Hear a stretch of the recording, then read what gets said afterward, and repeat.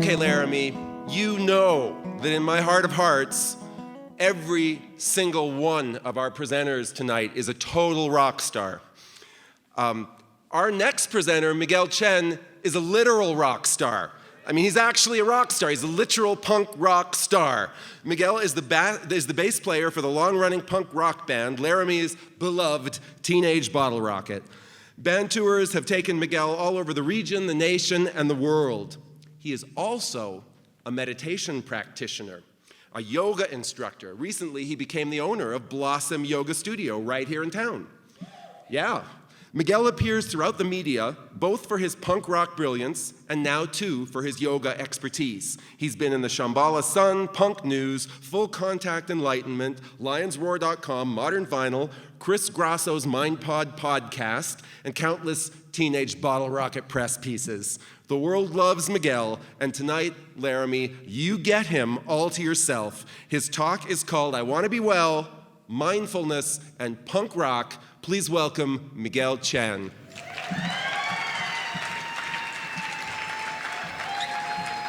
Hey, before I start, check this out. I wore a pretty good t-shirt tonight.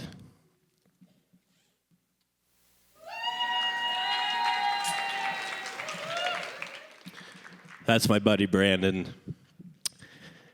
And Brandon and I spent many, many years traveling the world and playing music together.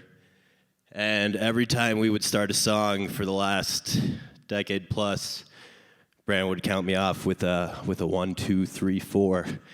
So I thought I'd start my presentation this evening with that. So if you're ready in the back, 1, 2, 3, 4. For as long as I can remember, all I wanted to do was play in a punk rock band. I just wanted to goof off with my friends and travel around, so I did just that. I joined a little band called Teenage Bottlerocket. We hopped in our crappy van and we drove anywhere that we could. We would play garages, clubs, parking lots, anywhere that would have us. We had no idea just how far this band would take us. We didn't care about getting rich or famous. We just wanted to be the best band we could. We also apparently didn't care about haircuts or sleeves. Over time, the band began to grow. We found ourselves selling first 10 records, then 100 records, then 1,000 records, then 30,000 records. We found ourselves getting to play bigger shows in places all over the world, all over North America, Europe, Australia, Japan, Russia, and South America. We were living our dreams. We were seeing the world and having a blast. But still something was missing. I was unhappy. I was stuck in a very deep depression. I'd never really dealt with the loss of my mother when I was 16 years old. My mother, Esther Chen, passed from cancer at the young age of 50. I was very clearly devastated. A short 7 months later, I lost my only sibling, my older sister, Anna Chen. She was taken in a car wreck at the young age of 20. I really, truly did not think I could move on. I'd been running from that pain my entire life, and it was catching up to me. My depression was fueled by very heavy substance abuse. I found myself with suicidal thoughts, as well as eating way too many Cooler Ranch Doritos. About 10 years ago, 11 years ago, we're getting old, we went on tour with a band called the Epoxies, and their lead singer could see that I was hurting my very dear friend Roxy, so she gave me a book. And in the pages of that book, for the first time in my life, I found the answer I was looking for. I'd never really considered punk rock and meditation to be things that could work together, but my eyes began to open.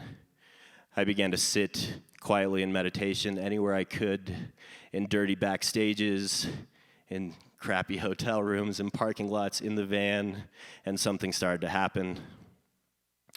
My life began to change. And slowly but surely, I began to find a little bit of peace. I began to learn that no matter what I had been through and what life might bring next, that I was okay, that I could be well. And so my relationship with myself and with the band became about something more than just myself. It became about sharing that message of wellness with other people, like these little punk rock kids in Baltimore. I began teaching yoga and meditation to punk rockers who I felt were a group could really benefit from these practices but wouldn't traditionally be drawn to them. I started writing articles for publications such as Lion's Roar, Alternative Press. I had a piece in Rolling Stone, Shambhala Sun. Honestly, at this point, I can't remember how many articles I wrote. I began a company called Yoga for Punks, where, interestingly enough, we taught yoga to punks.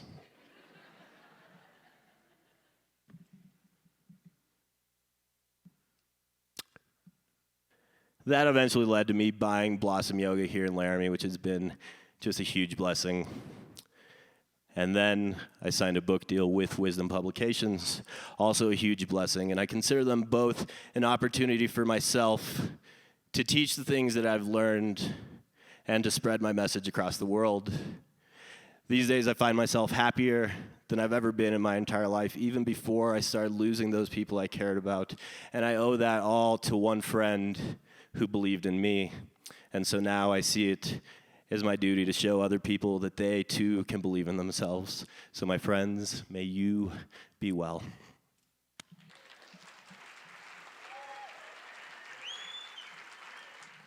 Miguel's slides were sponsored by Coal Creek Coffee Company and Coal Creek Tap. Yes. And look at our major sponsors. Sweet Melissa's Vegetarian Cafe, Front Street Tavern, Coal Creek Coffee Company, Coal Creek Tap, Wyoming Council for Women's Issues, and the Wyoming Humanities Council. Great job, everybody. Thank you for investing in this community. So, yeah, why not give them a hand? Let's do it. Woo!